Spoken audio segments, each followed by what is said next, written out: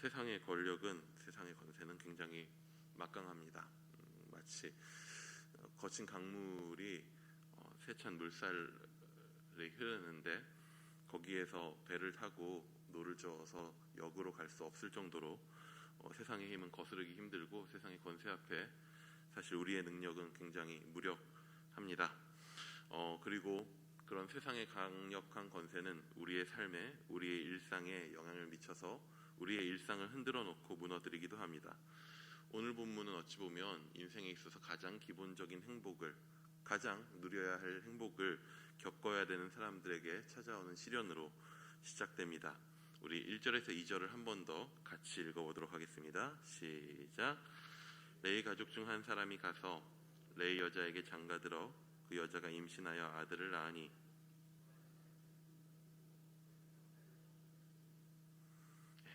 한 레위 가문의 남자, 그러니까 다른 말로 풀어서 이야기하면 한 레위 가문의 아들이 한 레위 가문의 여자, 그러니까 한 레위 가문의 딸에게 장가를 들게 됩니다.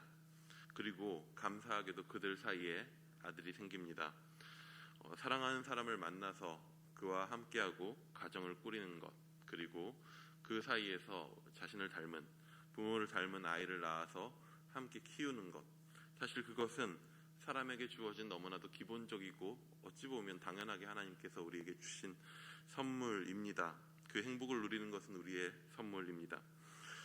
그런데 안타깝게도 그것이 참 행복이지만은 않은 경우가 많은 것 같습니다. 당장 오늘을 살고 있는 우리에게 있어서도 결혼한다는 것이 두려움이 되고 위험이 되고, 아이를 낳는다는 것이 도전이 되고 어려움이 되고 포기해야 되는 일들이 생기죠. 이들에게 있어서도 오늘 우리가 누리는 것 훨씬 더 이상의 큰 어려움이지만 비슷한 맥락의 어려움이 생깁니다. 둘의 결혼한 사이에 잘생긴 아들이 생깁니다. 성경은 이를 잘생겼다라고 표현하죠. 여기서 잘생겼다라는 말이 정확하게 무엇을 의미하는지 알기는 어려운 것 같습니다. 이게 아들이 정우성처럼 생겼다는 건지 딸이면 김태희처럼 생겼다는 건지 잘 모르겠습니다. 사실 근데 뭐가 중요하겠습니까? 제가 결혼하고 나가지고 항상 저희 아내와 제가 찍은 사진 혹은 저희 아내의 사진을 핸드폰 바탕화면 혹은 프로필 사진에 띄웠습니다. 저는 다른 부모들이, 다른 친구들이 아이가 태어났을 때에 부부의 사진이 아니라 아이의 사진을 올려놓은 걸 이해할 수가 없었습니다. 제가 보기엔 다 똑같이 생겼는데요, 애들이. 근데 어느 순간 보니까 저도 제 딸이 태어나니까 사실 저랑 똑같이 생겼거든요. 딱히 그렇게 말을 아끼겠습니다. 예. 근데 자연스럽게 저나 저희 아내나 카톡 프로필 사진이나 핸드폰 바탕화면에 딸 사진을 올리게 되더라고요. 제가 보기에는 그냥 가장 예쁜 것 같습니다. 저희 아내가 보기에도 가장 예쁘겠죠. 사랑하는 아이라는 것, 사랑하는 자녀라는 건 그런 존재인 것 같습니다. 세상 어느 곳에 비겨도 비길 수 없을 만큼 잘생기고 예쁜 존재죠. 그런 아이를 가졌다라고 하는 것은 너무나도 행복한 일입니다. 그런데 오늘 본문은 이들의 이 행복이 그저 행복할 수만은 없는, 아니 도리어 이 행복 때문에 도리어 이 일이 불행으로 다가오게 됩니다. 왜 그 잘생긴 아들을 석 달 동안 숨길 수밖에 없었나요? 아이가 생기면 우리 아이 보라고 그렇게 카톡에 올려놓고 드러내놓고 함께 즐거워하고 싶어하는 것이 부모의 마음인데 왜 석 달 동안, 거진 100일이 되는 기간 동안 숨길 수밖에 없었습니까? 바로 때문입니다. 바로라고 하는 인물은 당대 최강의 국가였던 애굽의 모든 권세를 가진 왕이었습니다. 한마디로 처음에 말씀드렸었던 세상의 권세라고 하는 그 권세의 그 자체를 대변하는 존재지요. 그의 명령이, 그의 힘이 세상 권세 전체를 포함한 것과 같습니다. 그런 막강한 권력을 가진 그가 이스라엘의 아들이 태어나면 먼저 나일강에 던져 버리라고 하는 명령을 내렸다고 합니다. 그래서 석 달 동안 숨길 수밖에 없었죠. 그는 왜 그런 막강한 권력을 가졌던 그는 왜 그런 명령을 내렸습니까? 사실 1장부터의 본문을 보면 그도 또한 두려워했기 때문에 그런 명령을 내렸습니다. 이스라엘이라고 하는 자기 나라의 노예 국가가 점점 커져서 자신의 나라를 위협하는 것들 때문에 두려워했기 때문입니다. 실제로 애굽에는 그러한 일들이 많이 있었습니다. 당장 1장에 나왔었던 요셉을 알지 못하는 왕이 새롭게 등장하였다는 말 자체가 단순히 새로운 왕 자체가 한 왕조 안에서 새로운 왕이 태어나고 하다 보니 이전에 요셉을 몰랐다라고 하는 수준이 아니라 실제로는 왕조가 바뀐 것으로 보통 학자들은 이야기합니다. 이전의 왕조가 무너지고 새로운 왕조가 등장한 거죠. 그리고 그러한 과정에 있어서 애굽 내에 있었던 어떠한 소수 민족들 혹은 다수 민족들이 외부에서 쳐들어오는 침략자들과 편을 먹고 반란을 일으켜서 기존에 있었던 왕조를 몰아내는 일들이 애굽에는 종종 있었던 일이었던 것 같습니다. 그러니 바로의 걱정과 고민은 그냥 아무런 근거가 없는 걱정은 아니었던 거죠. 당장 자기 나라에 있었던 이스라엘이라고 하는 민족이 점점 커져가는 것이 그에겐 있어서는 두려웠었던 것입니다. 그래서 바로는 이스라엘을 어떻게든 억제하려고 하죠. 1장에 보면은 그들을 노예로 전락시킵니다. 수많은 고된 노동들을 통해서 그들이 살아갈 수 없을 정도로 고통스럽게 합니다. 그것이 안 되자 또 어떻게 합니까? 산파들을 이용합니다. 아이가 태어나자마자 히브리인의 그 아이가 아들이거든 당장 죽이라고 명령합니다. 그리고 마지막에는 오늘 본문에 이제 나오는 그 영향력이죠. 이스라엘 백성들 그 자체에게 만약에 아들을 너희가 낳게 된다면 나일강에 버리라고 부모가 아들을 버리는 일을 명령하게 됩니다. 바로의 명령은 두렵고 바로의 명령은 충분히 힘이 있었고 이스라엘을 고통스럽게 하고 그들이 충분히 고통스러웠습니다. 그들은 고난당했고 그 두려움 가운데서 하루하루를 살아가야 했습니다. 목숨보다 귀한 자식인데 그 자식을 버리지 않으면 자신들 목숨 전체가 가족의 목숨 전체가 위협을 당하는 상황 가운데 그들은 살아가고 있었습니다. 하지만 우리는 놀랍게도 그런 모든 고통과 실패와 좌절과 그 세상 권세 가운데서 아무것도 저항할 수 없는 우리의 모습을 보지만 그럼에도 불구하고 그 모든 가정 가운데 개입하시는 하나님을 보게 됩니다. 말 한마디로 세상을 뒤흔드는 권세를 가진 자가 바로 왕이었습니다. 하지만 그가 이스라엘을 노예로 만들고 아들들을 죽이게 하는 무서운 명령을 내려도 놀랍게도 하나님께서는 그 안에서 자기 백성을 지키십니다. 이스라엘은 분명 고난받습니다. 하지만 그 고난 가운데서 하나님은 그들을 지키십니다. 1장 12절에 보면 이렇게 이야기합니다. 그들이 학대를 받을수록 더욱 번성하여 퍼져가니. 이거 어떤 약속입니까? 하나님께서 사람을 지으시고 그들에게 복 주시면서 하셨던 약속입니다. 생육하고 번성하게 하는 거. 그 번성함이 끊이지 않는 거. 어떻게 보면 창세기에 나왔었던 가장 근본적인 복이 바로 이 생명의 복이 아니었습니까? 한마디로 이스라엘은 생명을 죽이려고 하는 죽음의 세상 권세 앞에서 바로의 권세 앞에서 고통당했으나 하나님은 그들을 지키셔서 그들의 생육함과 번성함이 그들의 생명이 죽음 앞에 끊어지지 않도록 아니 도리어 번성하도록 하나님은 개입하시고 일하셨던 것입니다. 오늘 우리의 고난, 오늘 우리의 실패, 오늘 우리의 좌절 없지 않습니다. 있을 수 있습니다.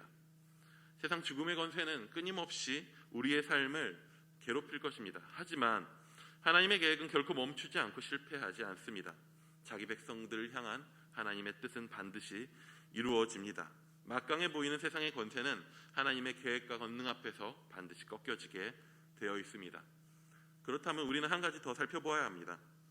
그런 하나님의 계획을 이루는 일에 오늘 어떤 사람들이 쓰임받고 있는가라는 것들을 한번 생각해 볼 필요가 있습니다. 어떤 사람들이 나오는가요? 바로의 그 절대 권력을, 그 권세를 꺾는 주인공들은 누구입니까? 한마디로 말하면 이렇게 표현할 수 있습니다. 바로 딸들입니다. 딸들. 세 딸들의 이야기가 오늘 2장 1절에서 10절까지의 내용에 나옵니다. 첫 번째 등장하는 딸은요, 아까 이야기했었던 레위의 딸입니다. 민수기 26장 59절에 보면요, 그 요게벳, 그러니까 모세의 어머니에 대해서 레위의 딸이라고 하는 표현으로 표현하고 있습니다. 그는 무슨 일을 합니까? 그녀는 아들을 낳았습니다. 사실 아들을 낳은 여자만큼 세상에서 연약한 사람이 어디 있겠습니까? 근데 당장 그 아들을 낳은 여인에게 세상에 강력한 요구가 있습니다. 버리라는 것입니다. 버려야 합니다. 버리지 않으면 가족 모두가 희생당할 수도 있습니다. 하지만 버리지 않습니다. 왜 그런가요? 그가 잘생겼기 때문이죠. 하지만 여기서 잘생겼다라고 하는 것은 아까도 이야기했지만 단순히 세상에서 말하는 외모만은 아닐 것입니다. 여기서 잘생겼다라는 말, 부모의 입장에서 누구보다도 세상에 어떤 누구와도 비길 수 없을 정도로 나에게 주어진 자녀가 잘생겼다라고 하는 말을 제가 제 아이를 바라봤을 때 느끼는 그 감정은 어떤 것이냐 하면 이런 마음이 아닐까 싶습니다. 바로 하나님이 자기의 모습, 자기의 형상대로 사람을 지으시고 세상을 창조하신 다음에 하셨던 말, 보시기 좋았더라. 보시고 심히 좋았더라. 세상을 바라보며 자신을 닮게 창조한 사람을 바라보며 좋아하셨었던 그 마음으로 자신에게 주어진, 자신에게 태어난 그 아들을 바라보는 것입니다. 그 생명을, 주어진 생명을, 그 아름다운 존재를 버릴 수가 없습니다. 그래서 그 아이를 석 달간 숨깁니다. 태어난 아기를 100일간 숨긴다는 것은 사실 말도 안 되는 정도의 어려운 일입니다. 그런데 그 여인은 그 일을, 그 가족은 그 일을 해냅니다. 그리고 결국에 아이의 목소리가 점점 커져가면서 더 이상은 버틸 수 없는 상황이 되어버립니다. 그래서 이들은 결정합니다. 근데 이들의 결정이 좀 애매하고 이상합니다. 우리 3절을 한번 같이 읽어보도록 하겠습니다. 3절입니다. 시작. 더 숨길 수 없게 되매 그를 위하여 갈대 상자를 가져다가 역청과 나무진을 칠하고 아기를 거기 담아 나일강가 갈대 사이에 두고. 이것은 아이를 버린 것입니까? 아니면 아이를 버리지 않은 것입니까? 버렸다고 하기도 뭐하고 버리지 않았다고 하기도 뭐합니다. 우리가 그 이집트 왕자라고 하는 애니메이션의 영향을 워낙 많이 받아서 거기에서 나오는 비주얼들을 머릿속에 쉽게 떠올리기 쉽지만 실제로 거기에 나오는 장면들은 굉장히 과장 혹은 극화되어서 보기에 즐겁게 하려고 만든 거고 실제로 강가에 뛰어가지고 막 물에 따라서 흘러가고 그러지는 않았습니다. 갈대숲, 그러니까 물이 있는 갈대, 그러니까 물살이 없는 곳에 띄워놓은 거죠. 그리고 멀리서 지켜본 거예요. 강에 버리긴 하였으나 그 아이의 생명을 잃지 않도록 갈대 상자를 만들어서 그 아이를 띄운 거죠. 이거는 어떻게 보면은 버린 것도 아니고 안 버린 것도 아닌 거죠. 갈대 상자에 방수 처리를 합니다. 그리고 강과 갈대 사이에 놓습니다. 물살이 없어서 전혀 떠내려가지 않을 곳에 띄워놓고 멀리서 그의 누이인, 그 태어난 아이의 누이인 딸이 또 바라보고 있습니다. 사실 그렇게 띄워놓는다 한들 당장 죽지 않겠지만 그 안에 무슨 소망이 있겠습니다. 무슨 소망이 있겠습니까? 사실 소망 하나도 없는 상황입니다. 레이의 딸은 하나님이 자기에게 주신 생명을 자기 손으로 버리지는 않습니다. 끝까지 한번 버텨보는 것입니다. 사실 어떻게든 결정해서 빨리 결론이 나는 게 낫지, 안타까운 마음을 가지고 끝까지 그 아이를, 그 생명을 포기하지 않으려는 최소한의 노력을 하는 것입니다. 그리고 그 결과 두 번째 딸이 등장합니다. 우리 5절입니다. 함께 읽어보겠습니다. 시작. 바로의 딸이 목욕하러 나일강으로 내려오고 시녀들은 나일 강가를 거닐 때에 그가 갈대 사이의 상자를 보고 시녀를 보내어 가져다가. 이번에 또 한 명의 딸이 등장합니다. 누굽니까? 바로 바로의 딸입니다. 목욕하러 내려왔습니다. 그랬다가 우연히 그곳에서 갈대 사이에 있는 상자를 하나 발견하게 됩니다. 시녀들을 시켜서 가져오게 합니다. 바로의 딸이 나타났습니다. 그것을 멀리서 바라보고 있었던 사람이 또 한 명 있었죠. 그 아이의 누이입니다. 그 아이의 누이는요, 그 바로의 딸이 등장해가지고 갈대 상자를 가져오라고 했을 때 반가웠을까요? 우리 쉽게 이제 뭔가 소망이 생겼구나라고 생각할 수 있기 쉽지만은 실제로 아닐 것입니다. 하필이면 바로의 딸이 등장했다라는 건 사실 지금 이 상황이 가장 안 좋게 돌아간 것일 수 있습니다. 왜 그런가요? 바로는 누구의 딸이죠? 바로의 딸은 바로의 딸이죠. 예, 헷갈리네요. 바로의 딸은 바로의 딸입니다. 예, 지금 이 모든 일들, 이 아이가 나일 강에 버려지게 된 그 모든 계기를 제공한 사람이 누구죠? 바로예요. 근데 지금 누가 등장합니까? 그 바로의 딸이 등장한 것입니다. 그 바로의 딸이 상자를 열어봅니다. 한편으로 보기에 우리 지금 그 잘생긴 아들, 그 잘생긴 내 아이는 지금 어디에 들어가 있는 거냐 하면 적진 가장 깊숙한 곳에 들어와 있는 상황인 것입니다. 바로의 딸이라면, 그의 아버지의 명령을 받는 가장 충실한 딸이라면 당연히 그 아이를 죽이겠죠. 그런데 우리 6절입니다. 한번 같이 읽어보도록 하겠습니다. 6절 시작. 아기가 우는지라 그가 그를 불쌍히 여겨 이르되 이는 히브리 사람의 아기로다. 상자를 여니까 아이가 울고 있습니다. 순간 바로의 딸의 마음에 그 아이를 불쌍히 여기는 마음이 생깁니다. 그리고 한마디 하죠. 이는 히브리 사람의 아기다. 이 말은요, 단순히 이 아이가 히브리 사람의 아이이네 라고 하는 정보 전달의 말이 아니에요. 이것은 넘어서 히브리 사람의 아들이라면 당연히 죽여야 하는 그러한 대상임을 자기 스스로 되새기는 말이기도 합니다. 애굽의 바로의 딸로서 히브리인의 아기가 버려졌음을 보았으면 당연히 본분상 죽여야죠. 히브리인의 아이라 죽여야 하는 상황에 바로의 딸 안에 근데 어떤 마음이 생겼느냐? 불쌍히 여기는 마음이 생겨요. 그리고는 잠깐의 시간이 생깁니다. 시간을 벌게 됩니다. 그리고 그 사이에 세 번째 딸이 출동합니다. 누구냐? 바로 레위의 딸이었던 이 아이의 어머니, 그의 딸입니다. 그러니까 레위의 딸의 딸이죠. 이 아이의 누이, 바로 우리가 알고 있는 미리암이라고 하는 사람입니다.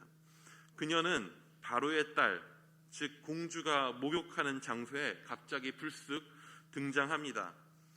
그 공주가 그 아이를 바라보고는 불쌍히 여기고 있었던 그 잠시의 텀에 불쑥 등장합니다. 사실 이건 매우 위험한 행동일 수 있습니다. 공주가 목욕하는 자리에 노예 민족이었던 아이가 갑자기 등장하는 것 자체가 위협이 될 수 있으니까요. 근데 그녀는 그 위협을 무릅쓰고 나섭니다. 그리고 마치 자기가 전부터 바로의 딸을 알고 지내던 사람 마냥, 사람같이 너무나도 능청스럽게 말을 건넵니다. 우리 7절입니다. 7절 한번 같이 읽어보겠습니다. 시작. 그의 누이가 바로의 딸에게 이르니때 내가 가서 당신을 위하여 히브리 여인 중에서 유모를 불러다가 이 아기에게 젖을 먹이게 하리이까. 이 한마디가 너무나도 지혜로운 한마디인 이유는 뭐냐면요, 미리암도 굉장히 어린 나이였는데 얼마나 두려웠을까요? 아니, 두려운 마음이 없었을까요? 도로 어려서 갑자기 나타나서 한다는 말이 보통 저 같았으면 그 아이를 살려주세요 라고 외쳤을 것 같아요. 어린 마음에 제 동생이에요, 살려주세요, 아이를 살려주세요 라고 했으면은 아마도 그 불쌍한 마음으로 바라보고 있었던 그 바로의 딸 입장에서는 정신을 차리는 일이 될 수 있었을 것 같습니다. 바로의 딸로서 자신이 해야 할 일, 이 아이를 살려야 하느냐 죽여야 하느냐라고 하는 판단에 있어서 살려주세요라고 하는 말 자체가 도리어 이 아이를 죽여야 되겠구나라고 하는 생각을 들게 했을 수 있을 것입니다.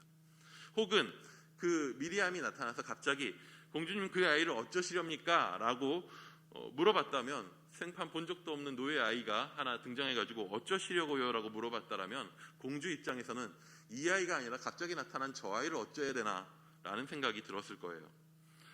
그런데 갑자기 미리암은 어떻게 이야기하냐면 이미 공주가 그 아이를 살리기로 결정한 양 이야기해요. 공주는 아직 결정하지 못했을 것인데 거기에 해법을 던져요. 살리기로 결정하신 것처럼 이야기합니다. 바로의 딸이 살릴지 죽일지를 고민하던 틈으로 들어가서 여기에 그 아이를 키우실 방법이 있습니다라고 하고 방법을 제시해 버린 거죠. 유모를 데려올까요? 물건을 팔 때도 이렇게 팔아야 한다고 들었습니다. 이미 상대가 살 것처럼, 모든 걸 준비된 것처럼. 바로의 딸은 홀랑 넘어가 버렸습니다. 그리고 그 결과 다시 첫 번째 나왔었던 레위의 딸이 등장합니다. 바로 그 자신의 잃었던 아이, 그 아이를 되찾으러 그의 엄마가 온 거죠. 그 애를 키우라고 바로의 딸이 돈까지 주고 그 생계까지 책임지게 되었습니다. 오늘 본문에 나온 이 세 딸들의 특징이 있습니다. 사실 뭐냐면요, 대단한 일을 한 것처럼 보이기도 하지만 한편으로는 생각보다 별거 안 했다는 것입니다. 상자 만든 일이 대단한 것이 아닙니다. 상자를 만들어서 그 안에 아이를 넣고 물에 띄우는 것이 대단한 일은 아니죠. 우는 아이를 불쌍히 여기는 것도 대단한 일이 아닙니다. 당장 TV를 틀고 지나가다가 아프리카의 아이들이 굶주리고 있는 것만 봐도 우리 안엔 불쌍한 마음이 듭니다. 물에 떠 있는 아이를 지켜보고 서 있는 일도 어찌 보면 그리 대단한 일도 아닙니다. 하지만 여기 나온 이 딸들, 이 행동 하나하나가 무엇을 닮아 있냐 하면 하나님의 마음을 닮아 있습니다. 순간순간 작은 믿음이 필요한 행동들을 한 것입니다. 하나님이 주신 생명을 살리려고 소망 하나 없지만 끝까지 버텨보려고 했었던 레위의 딸, 자신의 신분이 바로의 딸이지만 그럼에도 불구하고 버려진 아이를 보며 불쌍히 여겨 잠시 기다렸었던 그 마음, 그리고 아이가 어떻게 될지 모르는 순간에 위험했지만 용기와 지혜를 발휘해서 그 가운데 뛰쳐나갔었던 레위의 딸의 딸, 다 작은 믿음의 행동들입니다. 작은 행동들이고 소소한 행동들입니다. 아니, 사실 딸들이라고 표현된 것 자체가 그 당시 사회에 있어서 무슨 대단한 일을 할 수 없는 존재로 그려진 것입니다. 여인들이 존중받지 못하고 여인들이 큰 일들을 해낼 수 없었던 그런 시절입니다. 거대한 바로의 권세 앞에서 딸들이라고 하는 존재가 얼마나 연약하고 힘없는 존재입니까? 그런데 그런 작은 존재들이 한 작은 믿음의 행동이지만 이 행동들이 하나님의 손에 붙잡히자 어떠한 일이 벌어집니까? 한 아이의 생명을 죽음, 물에서 건져냅니다. 그리고 그렇게 물에서 건져진 자 모세는 나중에 하나님의 손에 들려서 홍해라고 하는 죽음의 바다 가운데서 이스라엘을 건지게 될 것입니다. 세상을 뒤흔드는 바로의 권세 앞에 너무나 보잘것없는 여인들이었습니다. 하지만 하나님은 그 딸들의 작은 믿음을 통해서 일하십니다. 사실 이들뿐만 아니었죠. 직전에 나왔었던 그 산파들도 여인들이었습니다. 어찌 보면 세상의 가장 거대한 권세 바로의 명령 앞에서 이 여인들은 작은 믿음으로 한순간 한순간 아이들을 구했고 불쌍히 여겼고 지혜를 발휘했고 그 역사들은 결국에 하나님이 계획하셨던 역사들을 하나씩 하나씩 이 땅 가운데 이루어가는 단추들이 됩니다. 우리가 오늘 우리의 대단한 어떠한 일을 이루려고 하는 그런 마음이 아니라 오늘 일상 가운데서 하나님을 닮은 작은 마음들, 하나님께서 생명을 귀히 여기시는 그런 마음들, 그것을 바라보며 그 마음에 공감해서 오늘 그 마음과 그 양심에 따라 한순간 한순간 일할 수 있기 원합니다. 그 가운데에서 하나님께서 반드시 이 땅 가운데서 세상의 권세를 꺾으시고 승리하시는 일들을 우리가 바라보기 원한다고, 그러한 마음으로 우리 이 하루를 기도하며 나아갈 수 있기 원합니다.